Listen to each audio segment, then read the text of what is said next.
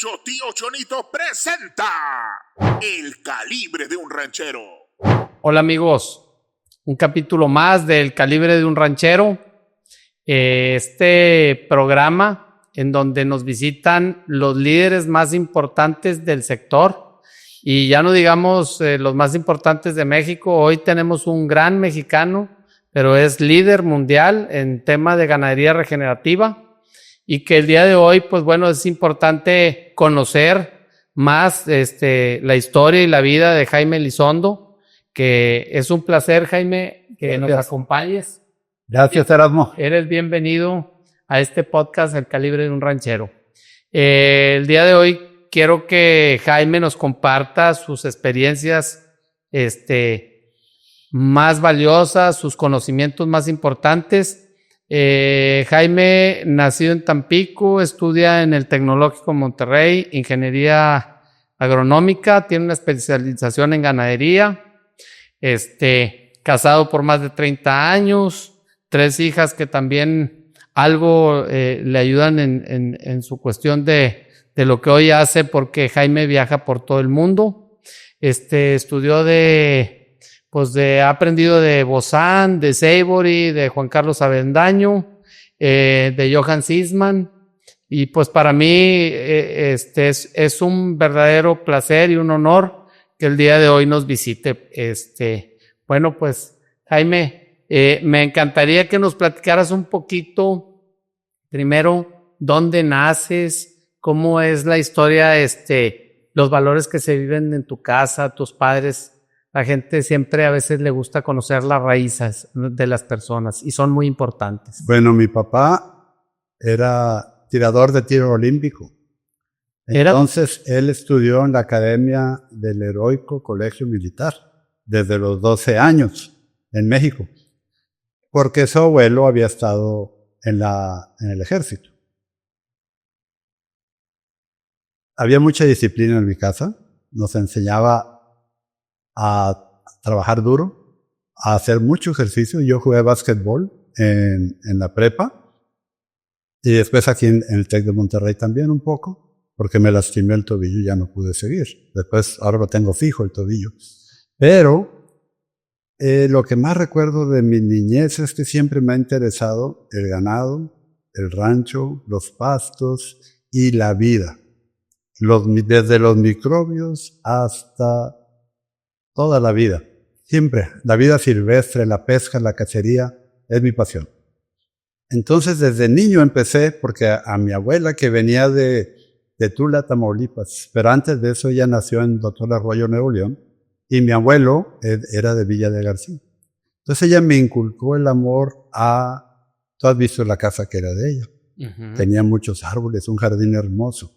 A ella le gustaba todo eso, porque ella me decía, es que en las acequias teníamos higos, peras, y se le prendían los ojos, es lo que le gustaba. Entonces yo empecé con conejos cuando tenía como 14 años, 13 años, y sembraba alfalfa, y sembraba, en el trópico no crece bien la alfalfa, y sembraba otras cosas como verduras.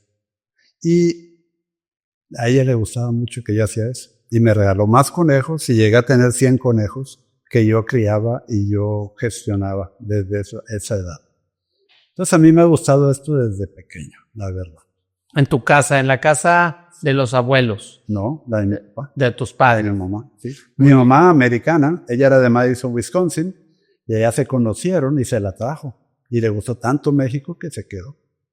Jaime Elizondo Brown. Sí, sí. Ahora, oye, otra cosa, Jaime, está por ahí un tío tuyo que también Elizondo, creador de una raza y todo. ¿Toda la familia siempre ha pertenecido al ramo ganadero o a la agricultura? ¿Tienen varias generaciones haciendo eso? Sí, mi abuelo tío llegó de Villa de García y empezaron con un negocio junto con un hermano de poner gallinas ponedoras.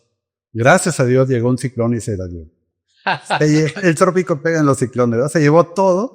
Y pues no le quedó más remedio que empezar con ganado, que eso no se lo llevaban los ciclones, y le fue muy bien. En aquel tiempo eran los años de oro de la ganadería, porque la tierra producía más, tenía más fuerza la tierra, más fértil, y el ganado era más resistente. Eso va bien a colación porque al rato vamos a hablar del por qué ahora el ganado no es tan resistente como antes. ¿Tendremos algo que ver? Yo creo que sí. A la mejor. ¿Por qué la tierra ya no produce como antes? ¿Por qué las ganancias diarias ya no son las mismas de nuestros abuelos? ¿Tendremos algo que ver? Yo creo que sí. Y gracias a Dios creo que ya encontré las respuestas. Mi papá me hacía una pregunta porque yo era el que más le gustaba el rancho. Me decía, me acuerdo, había unos árboles viejos, bonitos, de los originales, antes de que no los tumbaron, en un cerro. El Cerro de Carvajal se llamaba. Y me decía, los árboles llaman a la lluvia, o porque hay lluvia crecieron los árboles. Y yo no sabía qué responder, y él tampoco, era una pregunta honesta, y ahora ya sé qué es la respuesta. Los árboles ayudan, los árboles o la materia orgánica, el carbón de larga vida, como le quieras llamar, ayudan a que llueva más. Son los que llaman a la lluvia. Sí, porque las nubes son diamagnéticas y la materia orgánica es paramagnética. Pero los árboles no se mueven, pero las nubes sí. Y en ambientes muy degradados, como en Ébano, San Luis Potosí, donde tengo mi ranchito, ves cuando llueve, todo está la tierra volteada, toda la sequía, 45 hasta 50 grados, y ves las nubes que se van por el río, siguiendo el río. Qué raro, ¿no? Oye, Jaime, ahorita me llamó la atención, a mí en lo personal, creo que es muy importante las personas, somos importantes las personas. Hoy en el mundo que hay frenético y de competencia y a veces se olvida la gente de la importancia de la persona. Y me llamó la atención, el ambiente que se vivía era un ambiente estricto en la casa.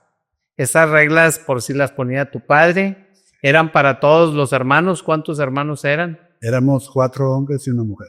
4 hombres y una mujer. Sí. ¿Y tu mamá? Mi mamá era más suave, pero en vacaciones nos hacía levantarnos antes de que amaneciera, tender la cama y salir a correr. Teníamos como media hectárea de patio y teníamos que correr varias vueltas y después ir a nadar a la alberca, no de ahí de la casa, nos llevaban a nadar a un club, a nadar, y luego regresábamos y entonces podíamos desayunar. De niños, entonces también era un poco así. También los dos eran muy estrictos. Bueno, hasta a veces, no siempre, ¿verdad? Ok, oye, y luego, ¿cómo empieza? Ya nos dices de joven, pues el patio, plantas, animalitos. Sí. ¿Cómo empiezas? ¿Cómo recuerdas? ¿Cómo es tu transición de niño a joven? Okay. ¿Qué recuerdos tienes? Bueno, ¿Y cómo va haciendo ese cambio? Fíjate que tenía un tío, primo de mi padre, se llamaba Gustavo Elizondo. Y él es el que manejaba el rancho de mi papá, porque mi papá andaba pues viajando en las competencias de tiro olímpico, fue a varias olimpiadas y después siguió siendo juez internacional. Entonces yo me iba con él, cada fin de semana que salía de la escuela me iba con él al rancho. Yo estaba en la madrugada en su casa esperándolo a que saliera para irme con él, que no me dejara. ¿Con tu tío? Con mi tío. Y yo me iba al rancho porque allá me dejaban tirar con mi rifle 22 del caballo. Entonces aprendí a tirar muy bien del caballo. Y me decía mi tío, si le pegas a ese gavilán, me lo como vivo. Y el caballo caminando, le tenía que pegar, y caía, y decía, ¿cómeselo, tío? No, yo dije, me lo como vivo y está muerto.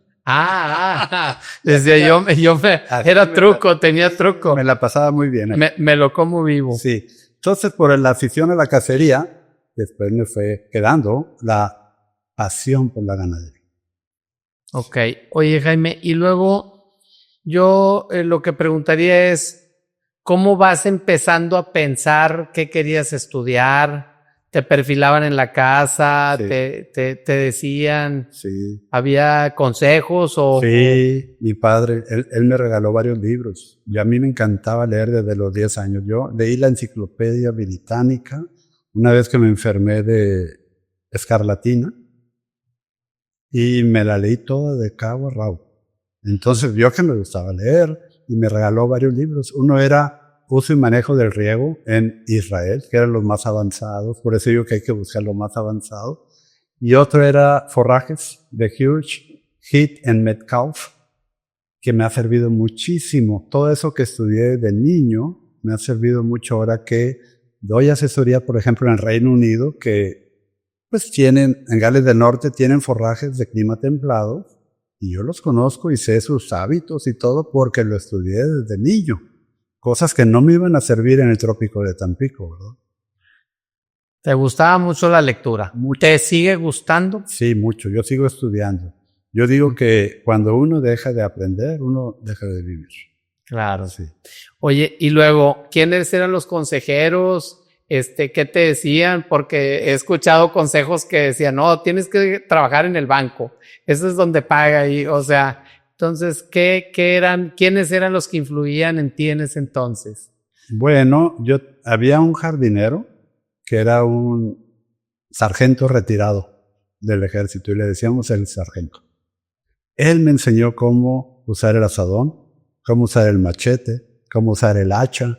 Yo no sabía nada de eso. Uh-huh. Entonces, cuando llegué, porque nos movimos a Estados Unidos, a Texas, en el 2010, cuando llegué allá y empecé a trabajar en un rancho, y yo tenía que andar en el tractor y hacer todo, pues yo ya sabía. Y eso me valió. ¿Te tocó que te enseñaron en ese tiempo? Y en el rancho, ¿verdad? Porque ahí mi papá nos ponía a chapulear. Mi hermano de día y yo de noche o al revés, pero a las 24 horas chapuleábamos. ¿Ah, sí? Sí, entonces yo ya sabía todo lo de los tractores desde los 12 años, como los menonitas, así. ¿Qué les decían? Súbanse, Claro, vámonos. claro. Oye, y luego, cuando se llega el momento, ¿qué estudias? ¿Estudias la prepa ya y luego ya Sí, te toca venirte a Monterrey a estudiar precisamente? sí. ¿O cómo se llega a esa decisión? ¿O tú dijiste, yo quiero ir a estudiar al TEC? Yo decidí, porque tuve unas pruebas, no sé cómo se llaman, pero con una psicóloga para ver qué carrera debía de estudiar. Y obviamente que salió o biología o agronomía. Y pues en el TEC de Monterrey estaba agronomía. Y mi padre me dijo, solamente te voy a pagar la carrera si vas al TEC de Monterrey, si no, no. Entonces pues me fui al TEC de Monterrey. Gracias a Dios pasé los exámenes.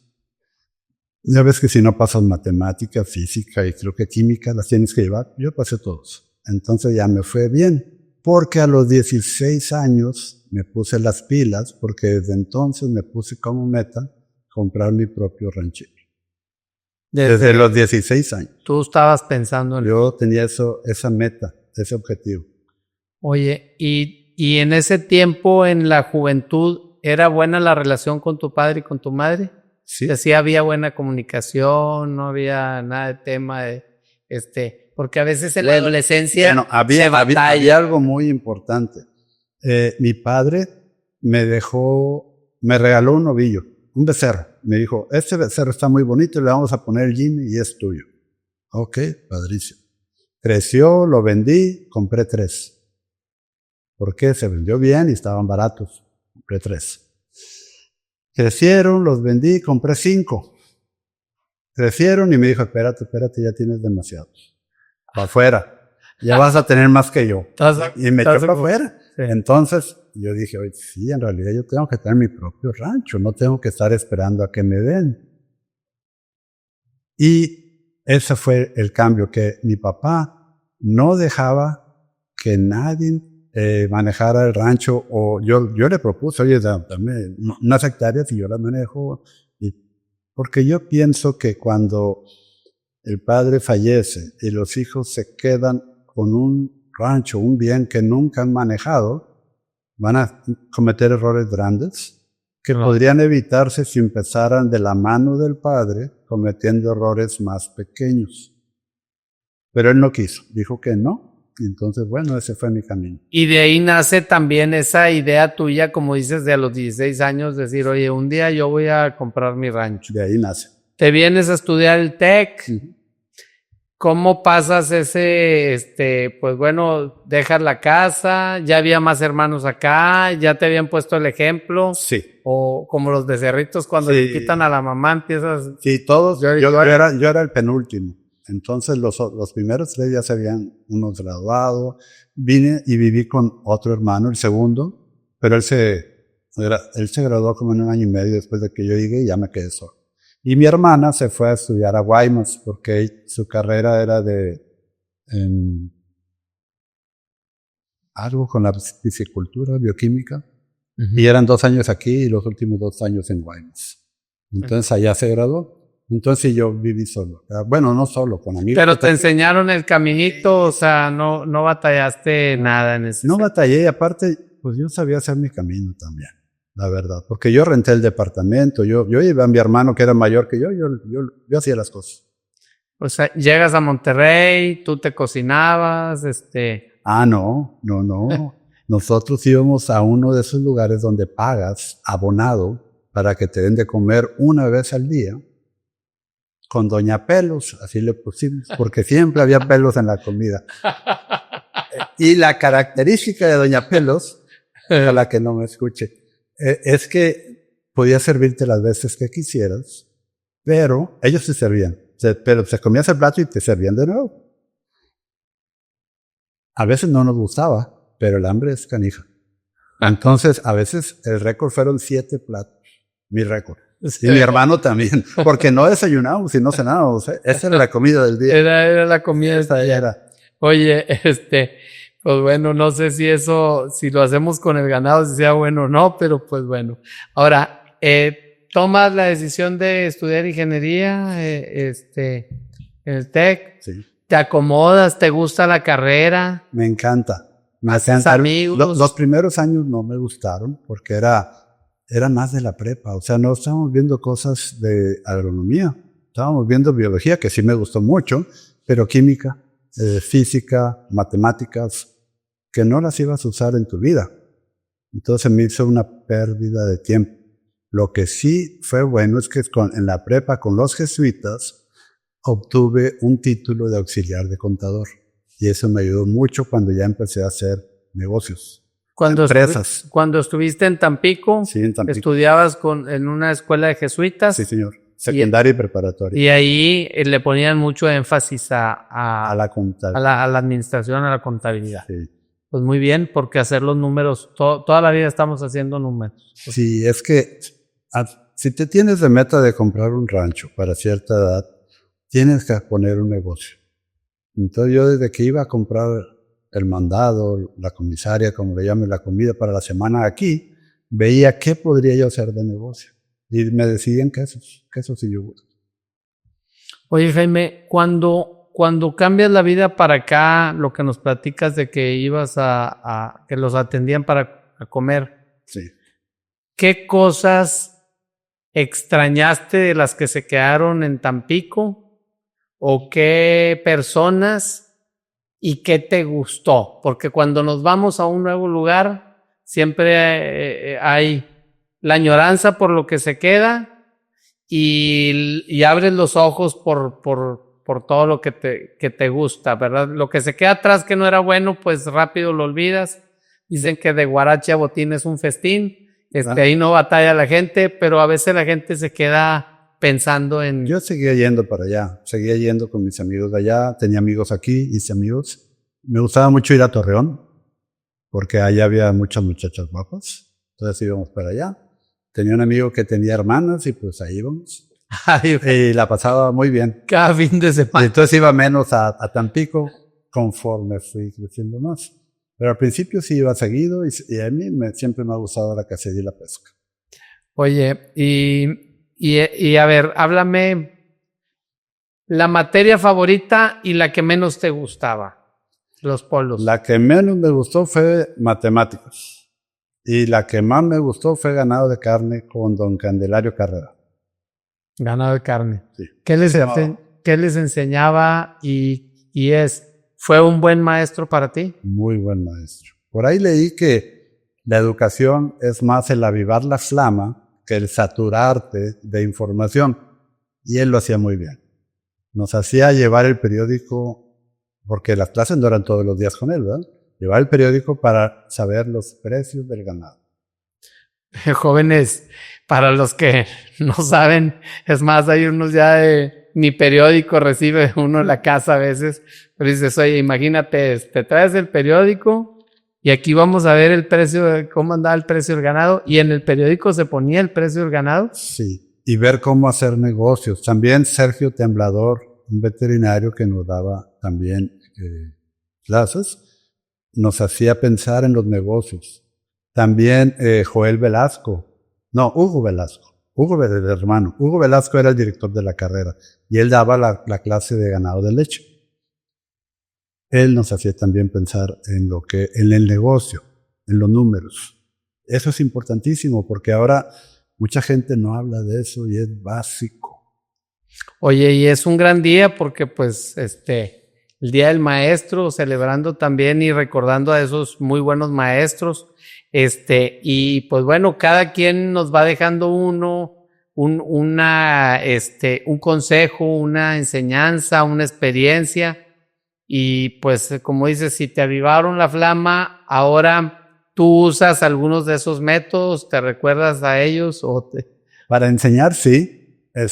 A mí me gusta enseñar a los jóvenes porque ves cómo cambia su semblante cuando aprende algo nuevo y sabes que le estás dando herramientas para valerse por sí mismo en el futuro. Sí, pero también me gusta enseñar a los mayores porque también ves cómo, y tú sabes que le puedes ayudar a duplicar, triplicar su rentabilidad y mejorar su tierra. Entonces, eso me anima y es mi pasión, es lo que más me gusta. Oye, hay formas de aprender, hay procesos de aprendizaje. Sí.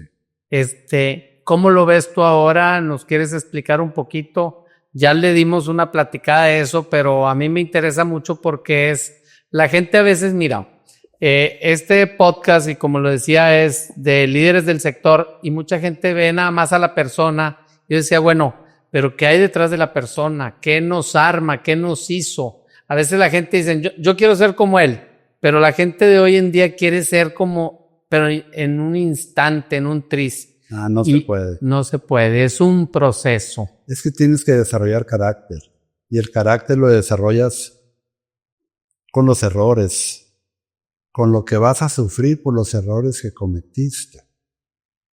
Todos cometemos errores y no quiero que te quedes en el error, pero los errores cuestan y hay que reconocerlo. Claro. Y así aprendemos los humanos. Aprendemos más de un error que de un triunfo. El triunfo se nos olvida rápido, pero el error no. Claro. Entonces yo he cometido mis errores, claro que sí, como todos.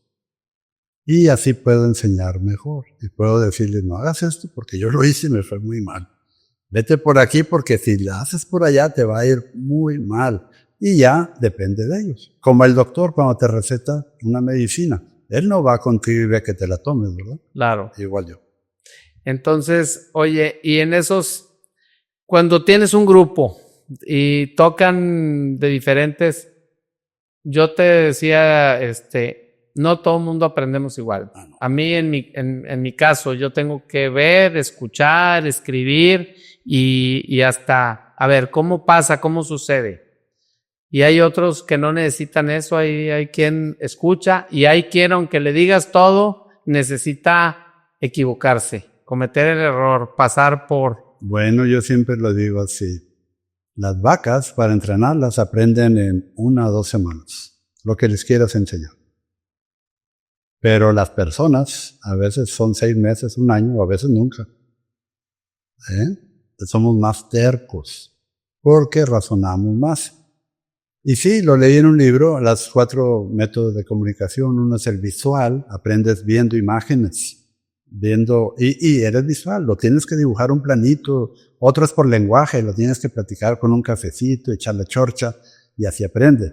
Otros aprenden por tocar y sentir y probar. Tienen que ir ahí, caminarlo, y oye, siente el suelo que está esponjoso, lo sientes duro, ya son bacterias, lo sientes esponjoso, es alto en hongos.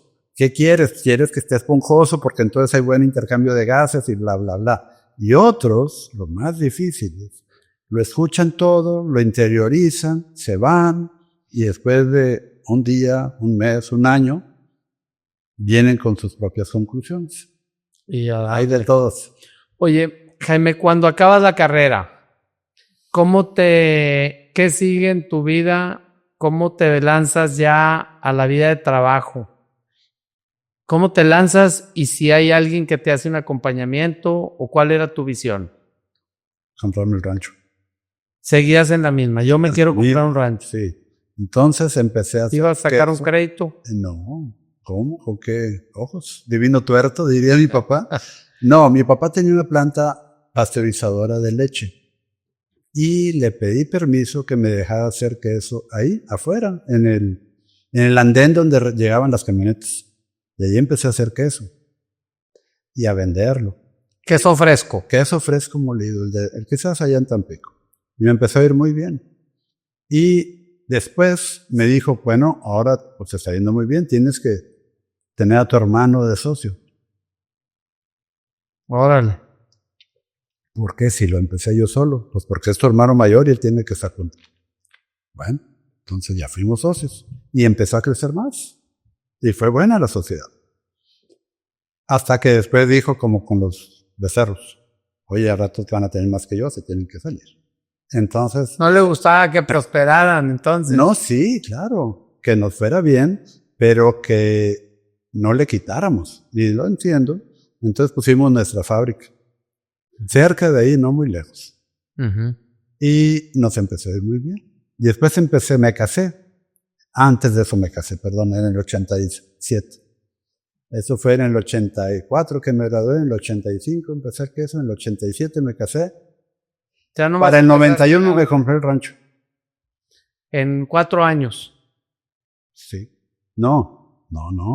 Empecé a trabajar en el 85 con el queso. Fueron 6 años. Uh-huh. Pero muy bien. Y con mi esposa empezamos a hacer yogurt. Y empezamos a hacer yogurt en mi casa. Y lo vendíamos con una camioneta que compré. Casero, pero... Casero. Litro y cubetas. litro. Cubetas de 20 litros. Para que los que querían vender el yogur con granola y frutas lo vendían. Lo podían ellos. ¿Y esa planta cuántos años duró? ¿Cuánta gente tenía? Sigue funcionando, ¿eh? ¿Sigue funcionando? Sí. ¿La opera alguien más? Alguien más, ya no yo, ni mi hermano. Mi hermano, yo le vendí a mi hermano mi parte en el 90. No, en el 2000. Ok. En el 2000, fíjate. Porque la constituimos ya como empresa en el 95 de capital variable. Uh-huh. Llegamos a tener 130 empleados. Uh-huh. Y en el 2000 le vendí mi parte y yo me dediqué a la franquicia de minerales tipo cafetería para todo México y a balancear raciones para ganado lechero en Torreón. A ver, pero no entendí eso. ¿Minerales tipo? Cafetería. ¿Cómo funciona eso? Son unos cajones con ruedas uh-huh. donde tiene una tapa de hule y que la vaca la levanta y tiene 16 compartimientos con 16 elementos minerales individuales para que la vaca escoja lo que necesita en ese momento de su etapa reproductiva, fisiológica, el color de su pelaje y su productividad. Y entonces ellas que por olfato o cómo funciona eso. Esto lo descubrió el doctor Fred Provenza de la Universidad de Utah. Es un mecanismo de retroalimentación donde la hace sentir bien, como cuando tú comes sal. Sí. Tú sabes hasta dónde. Si te pide... Y tú tienes un punto de sal diferente al mío, diferente al de otros, y cada individuo es diferente. Cuando vamos a hacer una mezcla de minerales con el NRC, National Research Council de Estados Unidos, y decimos, en promedio necesitan esto, y les haces una mezcla, estás creando un problema. Porque muchas veces, por ejemplo aquí, el calcio está en exceso, y una relación de calcio-fósforo debe ser de 1.5 a 1, si no, el ATP de adenosintrifosfato no se forma en el cuerpo del animal, y es el combustible de las células. Necesita fósforo. Y el fósforo, si hay demasiado calcio, no se absorbe. Y entonces ve a las vacas comiendo huesos. Que por cierto, la semana pasada salvé una de un estudiante que me mandó el video y la vaca tenía un hueso. Él no sabía qué era. Dice, ya se me han muerto 4, esa va a ser la quinta. Digo, no, lázala y saca el hueso que vas a encontrar en su garganta. Y ahí tengo la foto en mi página, en mi Facebook, donde ya está contento con la vaca y el hueso en la mano. Porque todas estaban comiendo hueso. Varias, no todas. Ya ves que cada individuo es diferente. Claro. Muchas veces, por ejemplo, un exceso de azufre hace que el cobre, el selenio, el zinc, el yodo no estén disponibles. Uh-huh. Pues tienes que... Si das un mineral que tiene azufre o calcio, jamás va a poder la vaca compensarlo. Entonces, eso me fue súper bien en Torreón. Tuvimos, mi récord fue duplicar la rentabilidad de los establos. Ahí hablaste de Mark Bader. Mark Bader y fue mi mentor. FCE, que era Fisher, ¿qué? Free Choice Enterprises. Free Empresas de libre elección. Sí, Free Choice es libre elección. Entonces, se refería específicamente a que el ganado iba a consumir. Sí, pero también el balanceo de raciones. Nosotros, en el TEC de Monterrey, pues, y lo que enseñan hasta ahorita todos, es balancear raciones en base a moléculas. Energía neta de lactancia, energía neta de mantenimiento, relative feed value, lo que quieras, todos son moléculas. Y nosotros balanceamos en base a átomos: carbón, hidrógeno, oxígeno y nitrógeno. Y es mucho más exacto y logras mejor salud en el ganado, porque cuando balanceas por moléculas, siempre tiene un exceso de proteína tal que mata a las vacas. Y por eso las vacas lecheras en establo no viven más de 3 lactancias. 2.5 es el promedio nacional. Por no saber balancear. Mal balanceo en la nutrición genera una vida corta. El exceso de proteína genera una vida corta en la vaca lechera, sí. Que entonces, ustedes dices que les incrementaste un 2 o un 2 veces y medio más la rentabilidad, a la ganancia, no, al doble. Mi promedio en todos fue el 100% de aumento en las ganancias y las vacas vivían mucho más. Era lo que te iba a decir. ¿Qué tanto vivían más? Porque la vaca, ¿cómo la consideran? ¿Como un activo? Más del doble. Sí, es un activo. Un activo, y entonces el activo en automático te producía el doble y vivía, y el activo duraba Pero el doble. sin tomar en cuenta eso. Sí, no, el flujo de caja, el flujo de efectivo era el doble. Era el doble. Luego, y el activo dura 2 veces. ¿Por qué? Porque daban un poco más de leche, porque se enfermaban mucho menos y porque el costo por vaca por día en alimentación bajaba un 30%. Escucharon, amigos. Esos son los números que a veces tenemos que ver, porque a veces el ganadero nos enamoramos de la vaca de Juanita y del toro Panchito, y la gente a veces no arrastramos el lápiz, no hacemos los números. Los números son fríos. Se enferman menos. Bueno, hablando de vacas estabuladas de leña. Sí, pero eso se aplica a cualquier parte, porque si tu ganado está saludable, aunque seas de leche o seas de carne. Uno de los 4 cursos que recibes con la Academia de Pastoreo Total es nutrición en pastoreo. Porque tenemos que saber cómo funciona el rumen para poder tomar las mejores decisiones y poder convertir cada tonelada de pasto que producimos en mayor cantidad de productos que vendemos. Porque ahí va tenemos tres cosas en la ganadería. Bueno, 4. Una, producir más pasto. ¿Cómo? Con ganado adaptado que pueda, con sus acciones, hacer que aumente la fertilidad del suelo. Ese es número 1. Otra, un tipo de pastoreo que produzca más hoja por metro cuadrado. Raíces más profundas y más hoja por metro cuadrado. Otra, esas toneladas que produces más, las tienes que convertir en algo para vender, si no, no es negocio. Claro. Y para eso necesitas primero ganado saludable. Ya que tienes ganado saludable, el mayor desempeño, ganancia diaria, peso al destete, peso al año, fertilidad a campo. Ya que tienes eso, quieres ahora convertir eso en dinero. Y ahí es donde entra la genética adaptada y guías de selección. Cuando tú vendes un ganado que le va a facilitar el manejo a otros ganaderos que piensen igual, que tengan la rentabilidad como su objetivo. Pero no solo la rentabilidad de hoy, sino la de mañana. O sea, tienes que tener la máxima rentabilidad hoy mientras mejoras tu suelo para que tengas mayor rentabilidad en el futuro. Sí, porque si está mejorando el suelo, vas a tener más comida, y si tienes más comida, puedes criar más animales. Así que todo esto se justifica por la rentabilidad. Oye, ¿cómo ese círculo de virtud tiene algún nombre en el método o nada más? Sí. Es como funciona la naturaleza. Si le podemos poner nombres, pero al final es la naturaleza. Y sí le hemos puesto nombres. Yo le llamo pastoreo total para poder explicar todo el concepto. ¿Sí? No solamente es la genética, no solamente es el pastoreo. no solamente es la nutrición, también es la temporada óptima de partos. También. Por tener tus vacas pariendo en 45 días, en la época cuando tienen mucho pasto verde, te reduce los gastos en un 40%, te aumenta la carga animal, el número de vacas productivas en 40%, y eso te duplica la rentabilidad. Así nada más de fácil. Eso te duplica la rentabilidad. Oye, Jaime, Qué fácil, ¿no? pues Pero la gente no lo hace. no, Se le hace muy difícil. se escucha muy fácil y se escucha bien, pero el tema es llevártelo de tarea, procesar la información y luego ponerte metas para poder decir, porque mira, por decir, ahorita hay mucho tema de ganado de show. Sí. Y la gente dice, no, pues el ganado de show, y a nosotros, a mí en lo particular, no me gustan las pistas, pero una de las cosas que notamos es que un ganado de pista no se comporta tan bien en campo. A veces la gente no se olvida y empiezan, no, es que yo tengo el campeón y soy y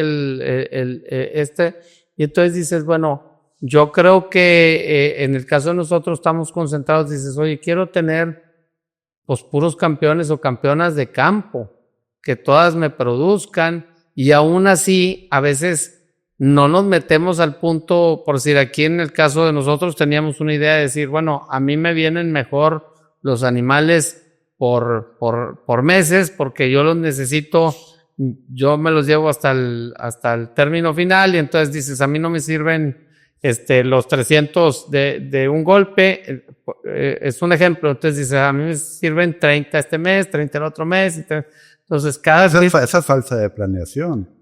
El que falla en planear, planea en fallar. Planéate y deja de hacer eso. Bueno, te digo, cada quien tiene su estilo, pero... No, al final los números son fríos. Uh-huh. La verdad. Mira, déjame decirte algo que acabo de dar un masterclass que se llama ¿eres un criador o eres un trader? ¿Cómo se dice en español? Trader. Un comerciante. O eres comerciante. Eso es especialmente para los jóvenes, pero algunos no tan jóvenes. Debes de decidir temprano en tu carrera de ganadero si quieres ser un criador o quieres ser un comerciante. Nada de malo con cualquiera de esas dos, pero son dos cosas muy diferentes. Uh-huh. Los dos son necesarios. El criador va a hacer lo que sea necesario para no deshacerse de su núcleo, de sus mejores vacas, uh-huh, para producir toros y vacas que les puedan ayudar a otros ganaderos a lograr mayor rentabilidad por rancho. Punto. En cambio, el comerciante, cuando le ofrezcan un buen precio por su rebaño, lo va a vender.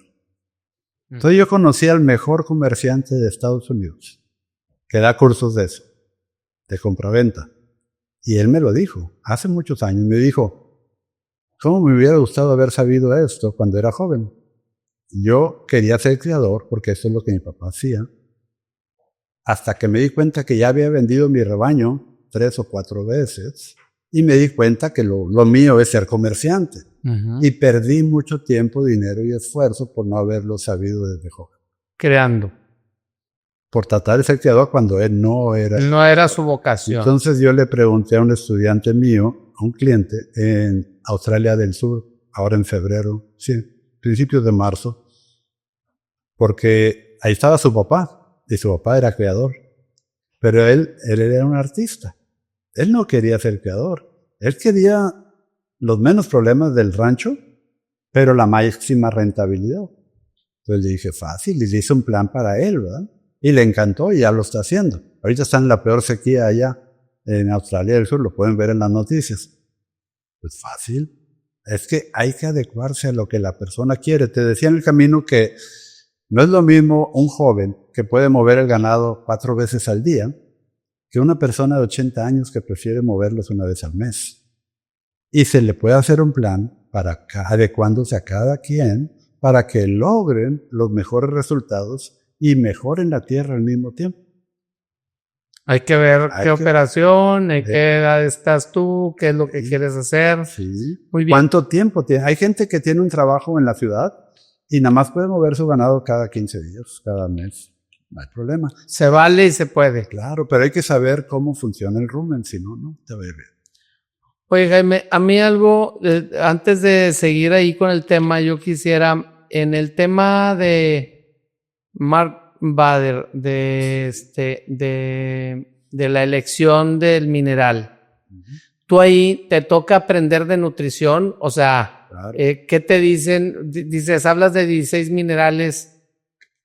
¿Qué pasa cuando tienes ya todo el conocimiento en tu cerebro? Estudié en el TEC de Monterrey, nutrición, y conoce a un pelado en una convención no me acuerdo, en Missouri, en Mississippi, y te dice, todo eso está mal y mira, esas son las razones, y te das cuenta que tienes razón.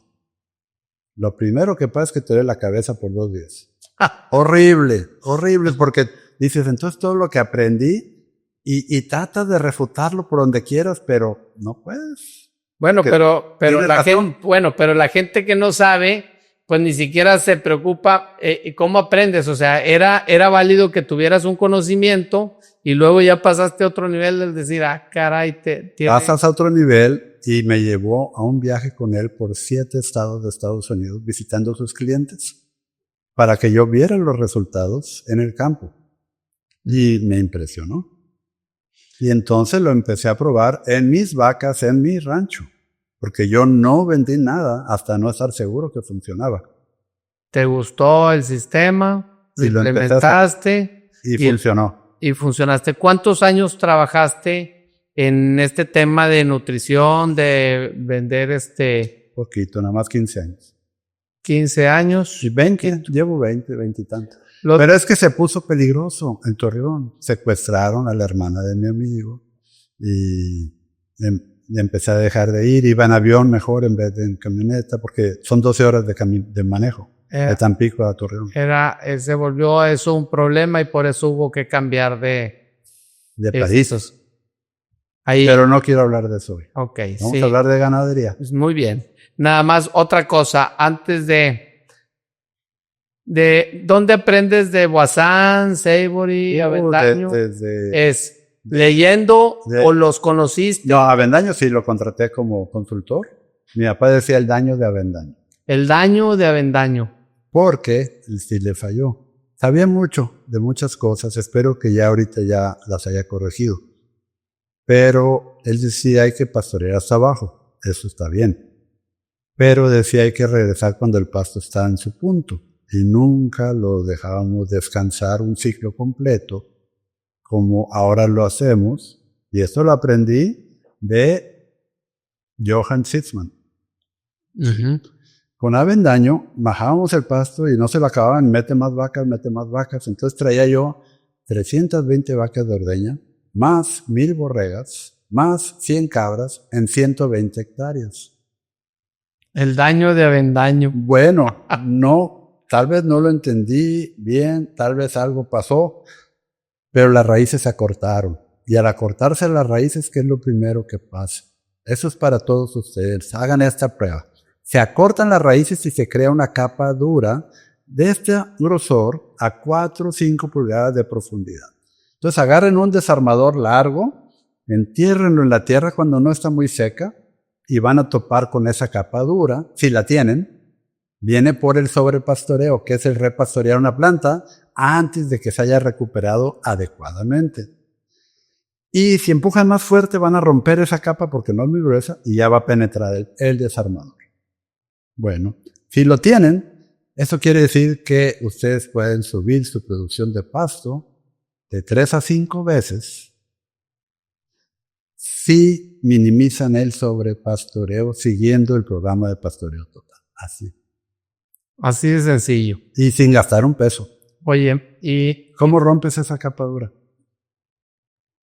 Con las pezuñas del... No, porque está a 4 o 5 pulgadas de profundidad. ¿Cómo la rompes? Entonces, ¿cómo le hacemos? Cuando llueve y lo descansas durante toda una temporada o un año, las raíces, porque llovió, está suave, profundizan. Ellas son las que hacen el trabajo. Las capas duras en todo el mundo son causadas por raíces cortas. Las raíces cortas en todo el mundo son causadas por sobrepastoreo. El sobrepastoreo en todo el mundo son causados por pastoreo selectivo. Amigos, entonces, ¿qué hay que hacer? no sé si vieron mi cara de dolor, pero cuando descubres algo que dices, chihuahua, o sea, Abre la cabeza. pues ojalá y no, pero sí duele tantito el decir, caray, ahorita me estremeciste tantito al decir, entonces, por eso se requieren lo que hablan de los descansos largos, porque al dejar el descanso largo, Fíjate, la raíz, no, ese es un error. eso es otro tema. Es un error. Es un error garrafal. Y yo se los dije allá en Chihuahua cuando empezamos.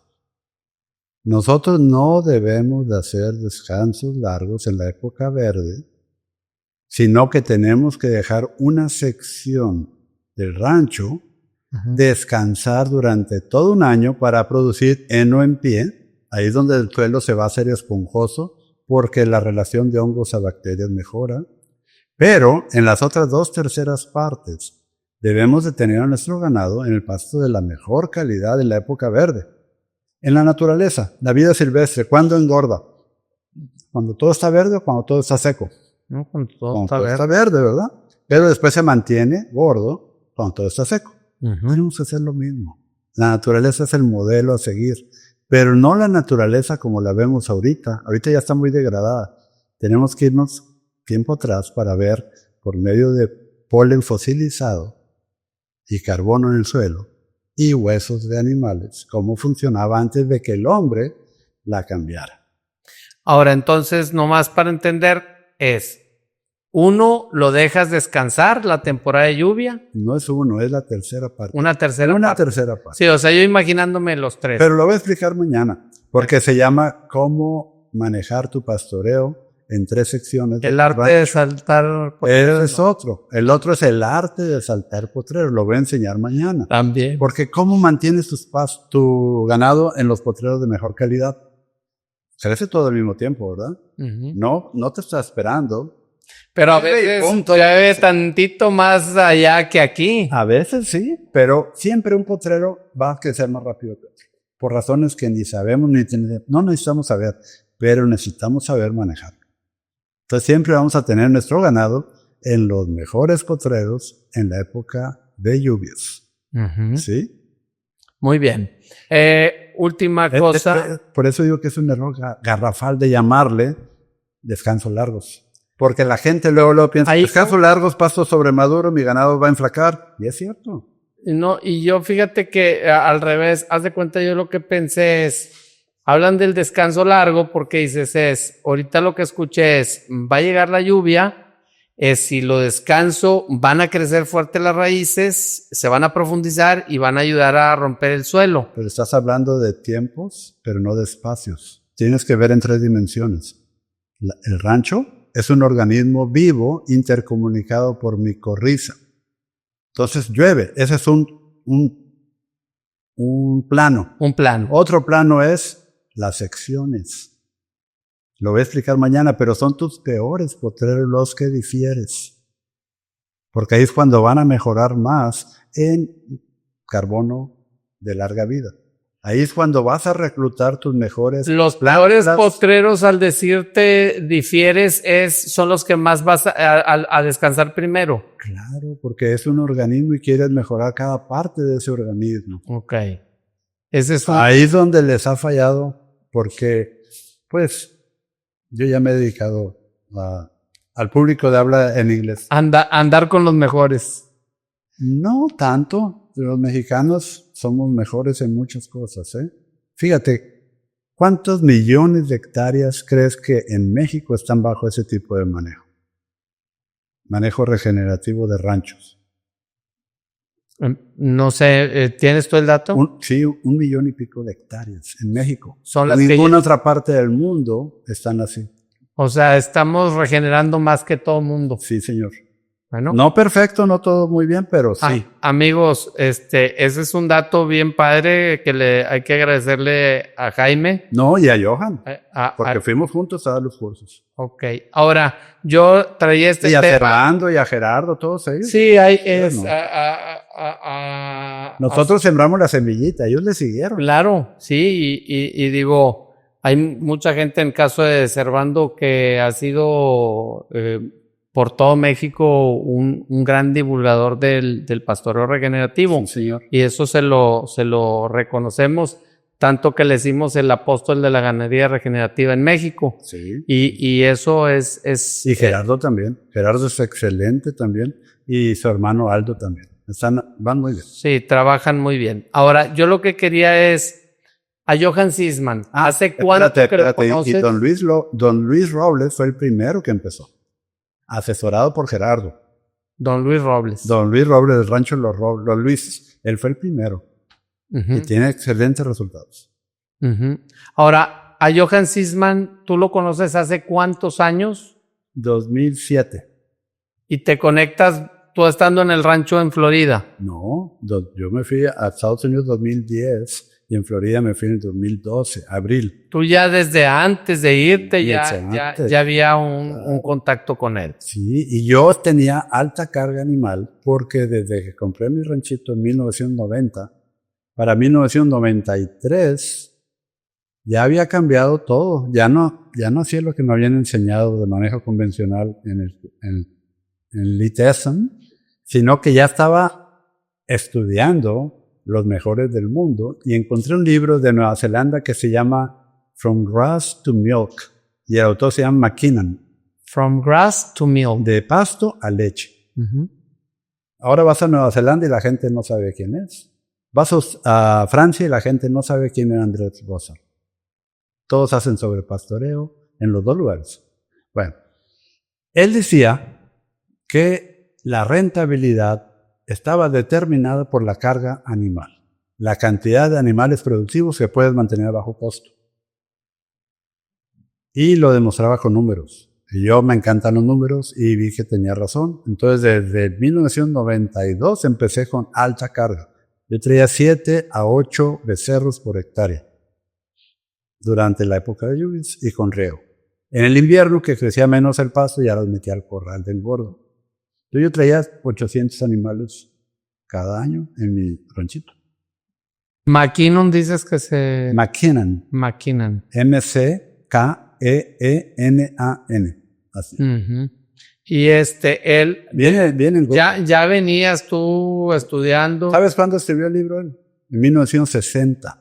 ¿Cuándo escribió André Bazin su libro La productividad de la hierba? 1960 más o menos, por ahí también. Son contemporáneos. Sí, ¿y por qué ahora ya se olvidó todo eso?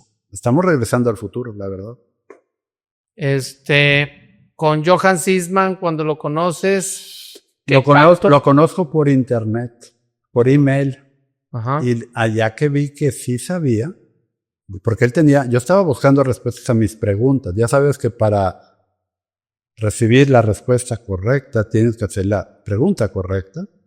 Y él me empezó a responder mis preguntas. Y lo invité a Tampico, y yo le pagué el vuelo a él y a su esposa, y se estuvieron un mes en mi casa, y dimos un curso juntos en la Asociación Ganadera de Altamira. Y viajamos, no mucho, pero toda la zona viendo vacas todos los días. Y él diciéndome, enseñándome, mentoreándome, de mentor.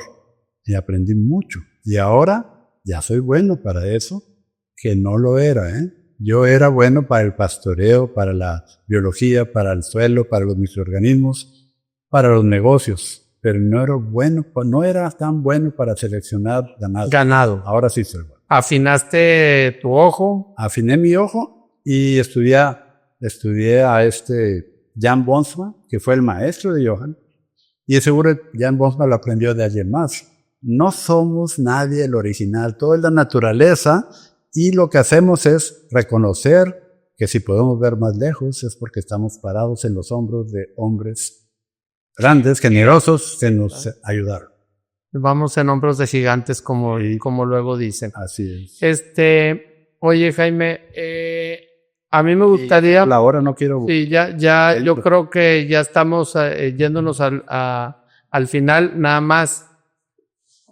Tú compraste 2 ranchos, ¿verdad? Primero compraste uno. Primero Las Coloradas en Ébano, San Luis Potosí, y luego Las Potrancas en el municipio de González, Tamaulipas. Uno trabajando con leche, yogur, con queso y yogur y el otro con minerales, nutrición. buffet y nutriólogo. Para mí es muy importante eso, porque mira, y este programa está hecho precisamente, una es para motivar y para hacer siempre una llamada de decir, oye, tenemos mucha tierra en México subutilizada, no aprovechada. Cierto. Y también hay mucha gente que a veces recibe un rancho de herencia, que le cae del cielo y que dice, no, pues es que no es negocio.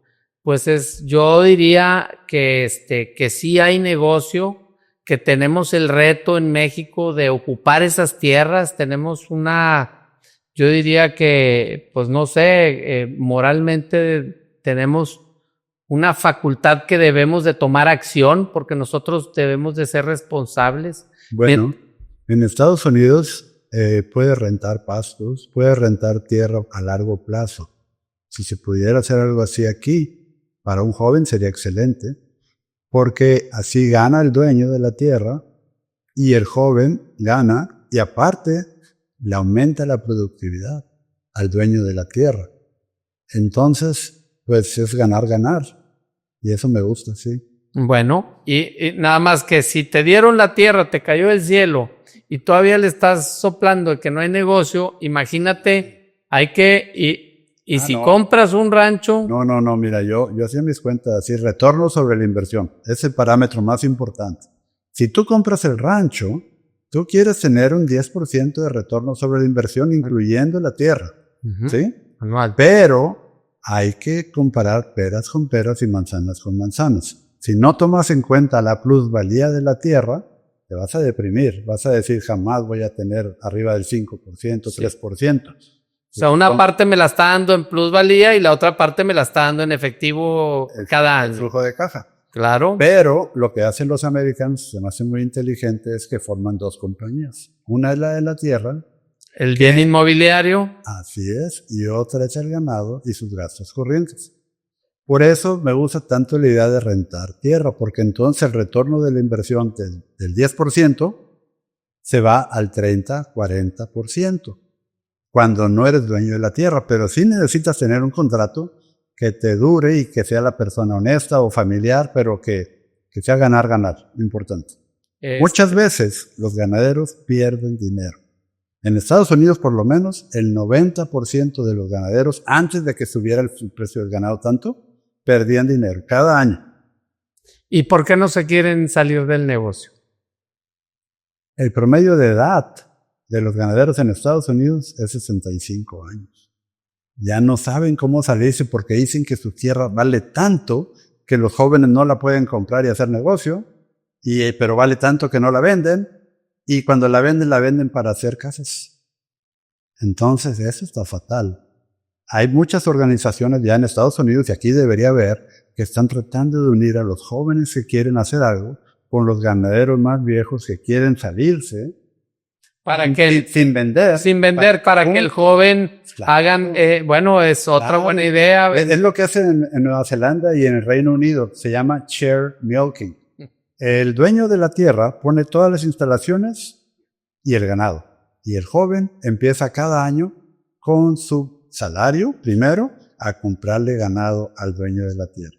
Cuando el joven es dueño de todo el ganado, la mitad de las ganancias por año es para él, la mitad para el dueño de la tierra, y ahí se siguen. Y eso es muy bueno. Eso funciona. Muy bien, otra gran enseñanza. Oye, Jaime, antes de irnos, eres pionero en sembrar árboles leguminosos en México, como la leucaena. Por semilla. Platícanos cómo empieza tu amor por la leucaena, o dónde y cómo haces el contacto o la idea. Bueno, aquí en Monterrey yo la veía creciendo, crece súper bien aquí la leucaena. También veía en invierno un pasto que se llama pasto rescate, que es argentino, que es el primero que sale verde después de las heladas. ¿Sí sabías eso?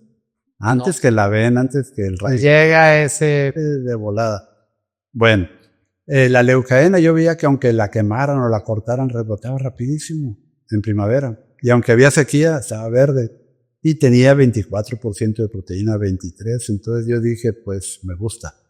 Empecé a estudiarlo en la biblioteca del TEC de Monterrey. Llegaba una revista de CSIRO, CSIRO de Australia, donde hablaban de la leucaena. Y más que nada hablaban de la toxicidad por la mimosina, que tiene la leucaena que hace que se le caiga el pelo a los caballos o a las vacas. Después descubrí que ese no era problema en México, era un problema de Australia, porque allá no tenían las bacterias que desdoblaban ese compuesto en la leucaena, y que aquí no era problema. Primero sembré leucaena en el rancho de mi padre, y creció rapidísimo. En 3 meses ya estaba en lo alto de así, rapidísimo. Y dije, wow, esto está bueno. Y lo empecé a sembrar ya que tuve mi rancho, sembré 1 hectárea. Y no por arbolito, porque sembrándolos por arbolito te cuesta 30 veces más que sembrándolo por semilla. Entonces, con una sembradora cero labranza, esas dobladenses hechas en Manuel Doblado, Guanajuato, empecé a sembrar. Y había un programa del gobierno en aquel entonces que te pagaban por sembrar. Con pura semilla. Pero, ¿y lo hacías cerco o...? No, espérame. El problema es que te enseñaban a sembrarla, pero la semilla que conseguían era de Australia. Y no crecía bien en ébano, le caían plagas y se morían los árboles. ¡Wow! Entonces tuve que aprender a cosechar mi propia semilla de los árboles nativos que estaban ahí en la carretera. Y eso sí, funcionaron y son los que tengo ahorita. Ibas, agarrabas las vainas. Sí, las sabíamos. Y les pagaba tanto por kilo de semilla. Después yo empecé a vender semilla, vendía hasta 1 tonelada de semilla al año. Es cara la semilla. Y con eso me iba de vacaciones con mi familia. Bueno, entonces empecé a sembrarla con cero labranza en potreros de Bermuda común, que es bien perro y no deja salir los arbolitos. Y ahí es la manera de hacerlo sin herbicidas, fíjate. Porque aprendí que los herbicidas, además de matar la vida del suelo, nos hacen daño a nosotros. El glifosato causa cáncer, ya está comprobado. Entonces yo voy más allá del orgánico, no usamos nunca químicos, pero al decir más allá del orgánico es que ni siquiera usamos granos orgánicos, porque el ganado es herbívoro, no es para consumir granos. Entonces he aprendido todo eso. Has aprendido bastantito. Una cosa que quiero que nos digas, has viajado por muchas partes del mundo. Eres un ganadero mexicano y orgullosamente decimos ejemplo para muchos. Platícame a qué lugares has ido. Bueno, viajo a dar conferencias, asesorías o cursos, no de paseo. Sí, claro. Bueno, Alberta, Canadá, Manitoba, Canadá, muchos lugares de Estados Unidos. En enero estuve en Lancaster, Pensilvania, fui el orador principal de PASA, de Agricultura Sostenible, como 400 gentes. Hablé de carbono de larga vida en el suelo para el futuro, cómo arreglar ese problema que tenemos.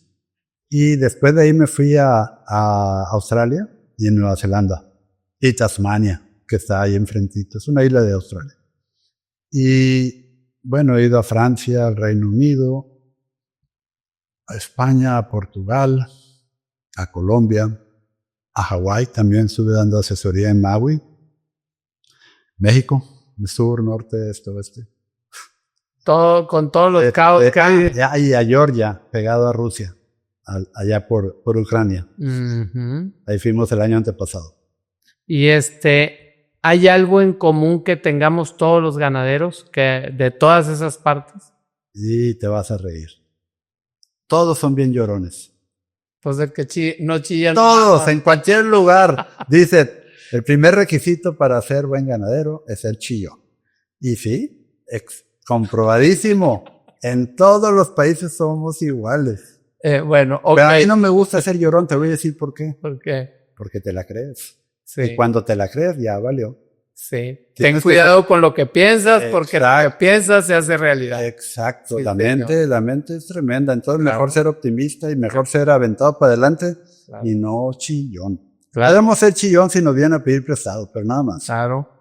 Y yo estoy seguro que te vamos a ver y a seguir escuchando, no por todo México, por América Latina y por muchas partes más del mundo. Te lo deseamos de todo corazón.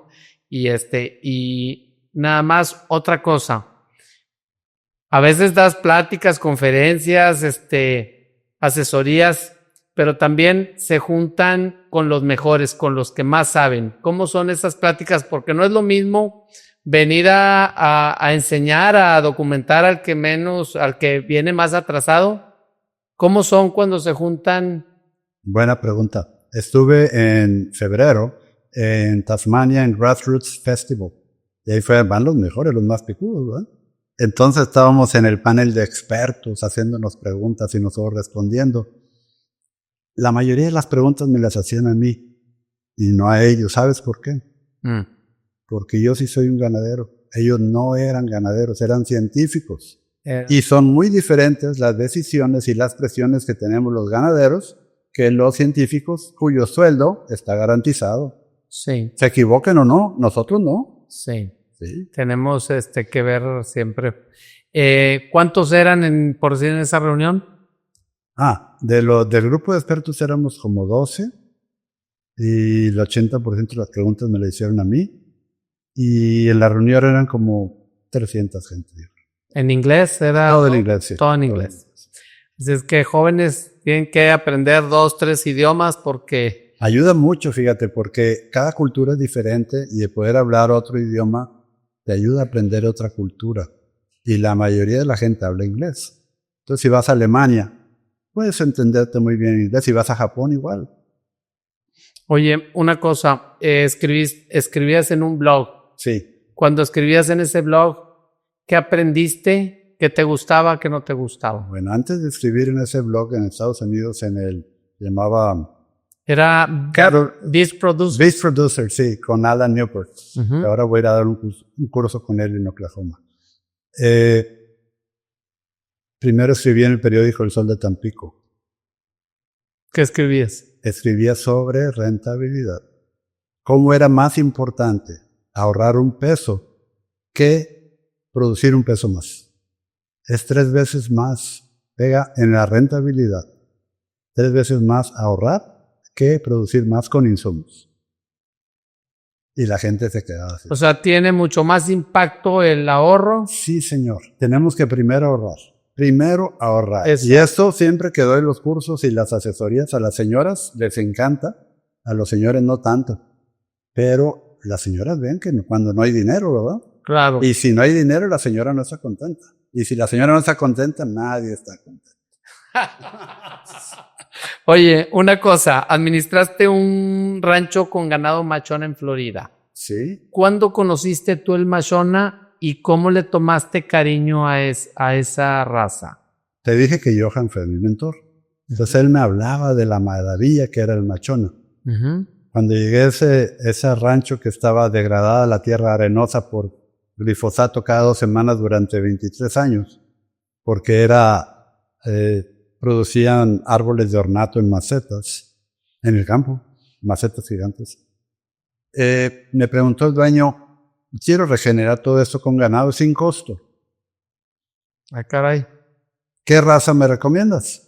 Le dije, no, pues la machona. Y ahorita están vendiendo el rebaño más grande del mundo y está en Nuevo México.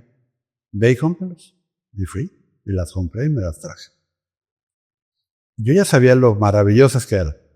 Pero ya hasta que las tuve vi lo realmente excepcionales que son de mansitas, de inteligentes, de resistentes a parásitos y enfermedades, longevas, alta fertilidad, no tienen problemas al parto porque tienen la cadera en declive, que eso lo voy a explicar pasado mañana, y que pueden hacer un pastoreo total que te ayuda a aumentar tu carga animal un 30%, nomás por eso. Oye, tienen mucho espíritu gregario, ¿verdad? Creo que... Mucho, no se separan. De encuentras a una, encuentras a todas.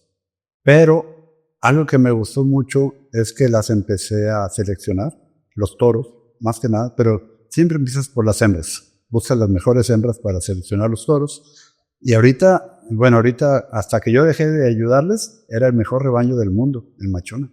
Todos los toros de machona buenos que venden semen, los produje yo. Y voy a Nueva Zelanda. ¿Cómo se llama? Y veo los hijos. ¿Sigue existiendo? Sí sigue existiendo, pero yo ya no voy. Entonces ya empieza a caer la calidad. Me dicen, no sé. Yo ya no voy. Una cosa, ¿cuándo empiezas tú a impartir cursos? 2008. Pero antes de eso, en ganadería regenerativa, antes de eso yo daba cursos de nutrición desde el 2001. O sea, desde el 2008 a hoy, Ganadería regenerativa, sí. estamos hablando de, ya vas 17 años hablando de ganadería regenerativa. Sí. Eso también es algo muy importante porque pues hoy los jóvenes traen mucho el tema de las ganaderías verdes, regenerativas, pero pues ya viene esto de mucho tiempo atrás. Algo que quiero decir para los jóvenes, cuando busquen un mentor o un asesor o a quién lo van a seguir, que sea alguien que tenga un rancho y sea económicamente exitoso. Porque si no, Sí, de sí. lengua me como un taco. Sí, señor. Hay muchos que son nada más asesores de escritorio. Que tenga alta carga animal. Oye, una historia importante que nos puedas compartir de las que has salido, que cuando tú hayas llegado digas, ah, caray, ¿cómo hacen esto estas gentes? No lo había visto, que te haya ayudado a cambiar la manera de ver las cosas. De seguro sí, pero deja conmigo. El mexicano es muy creativo. Yo he visto cómo arreglan o adecúan las cosas para que funcione a muy bajo costo. Eso tenemos los mexicanos, eso me encanta. Son muy buenos. Lo he visto en varios lugares, en varios ranchos. En otros países no tienen eso, no tienen ese cacumen, esa creatividad. Ellos son cuadrados así, nosotros no. Nosotros metódicos. vemos la manera de lograr el resultado y lo hacemos. Y eso me encanta de los mexicanos. Oye, hace rato decías... En Rancho Carretas vi algunas cosas muy buenas que hicieron ahí, conservando los vaqueros. Hicieron cosas muy buenas que te quedas así, wow, qué creatividad. ¿Te gustaba? O conservando, perdón, en su rancho también en el desierto. Qué creatividad. Ahí también. Sí, que yo lo fui a asesorar con Johan la primera vez. Y wow. Oye, ¿te gusta la tierra, el pasto y después te haces bueno en el ganado? ¿Cómo fuiste conectando o cuánto tiempo te llevó? Porque por decir, yo al revés, a mí me gusta mucho el ganado, pero le ponemos poca atención a la salud de la tierra. ¿Qué tan importante es eso o cuánto progreso vamos a poder ver nosotros a la hora que empecemos? Que, no hombre, son desde ganadería regenerativa. Yo he escuchado esos comentarios y yo estoy muy abierto, yo quiero aprender, pero a lo mejor muchos están, no, los de ganadería. Entonces, ¿qué tan importante es ponerle la atención al suelo? Mira, mi historia personal, yo empecé con el suelo primero, suelos muy malos, porque hicieron la casa donde vivíamos y echaron el cascajo, todo el relleno, y luego le echaron arena arriba, entonces con eso tuve que empezar. Entonces yo tenía que hacer mi composta a los 13 años, a los 14 años, para eso tenía los conejos, para hacer productivo ese suelo. Pero ahorita te puedo decir, es una simbiosis maravillosa entre el herbívoro, en este caso ganado, el pasto y el suelo, y funcionan juntos. 1 metro cuadrado de pasto produce más oxígeno que 1 metro cuadrado de bosque. Una hectárea de un pastizal produce más carbono de larga vida que 1 hectárea de bosque. Pero 1 hectárea de pastizal con árboles, o sea, una sabana, es el ecosistema más productivo de todos. Hay que combinar. Hay que combinar. Por eso empecé a sembrar árboles con semilla, con cero labranza, de una manera barata. Y cuando se crea el carbono de larga vida en el suelo, que es la verdadera fertilidad de nuestros suelos, y esto lo dije por primera vez en 2014 en Chihuahua, y ahí están los banners, ahí salen. El humus es la verdadera fertilidad del suelo. Porque me preguntaron, ¿cuál va a ser tu lema? Pues porque ese es. Entonces, cuando aumentamos el carbono de larga vida, usamos el ganado, usamos el pastoreo, usamos los pastos, pero para hacer esa simbiosis que está en la naturaleza. Porque si creamos un suelo gordo, alto en carbono orgánico, humus, vamos a producir plantas con raíces gordas, altas en reservas, las cuales nos van a dar pastos con mucha hoja, que van a hacer tu ganado gordo, que si lo manejas bien, vas a tener tu billetera o cartera gorda. Ay, Jesús. Ya, mira, ya estamos en el final. Yo quisiera, es un verdadero placer y un honor Gracias. tenerte aquí. ¿Algún mensaje que les traigas a la gente que nos ve, a la gente que nos sigue? ¿Con qué nos quedamos de Jaime Elizondo? Bueno, que busquen ser los mejores en lo que hacen, que busquen dejar la tierra mejor que como se la dejaron o la encontraron o como está, que busquen crear un mejor ganado y que busquen educar y criar mejores personas, incluidos ustedes. Gracias. Muy bien. Jaime, eres un ganadero de grueso calibre. Este espacio sigue construyendo con el liderazgo de la gente que nos acompaña, de todos nuestros invitados, un sector más productivo y más profesional. Amigos, 4x4 todoterreno, a darle.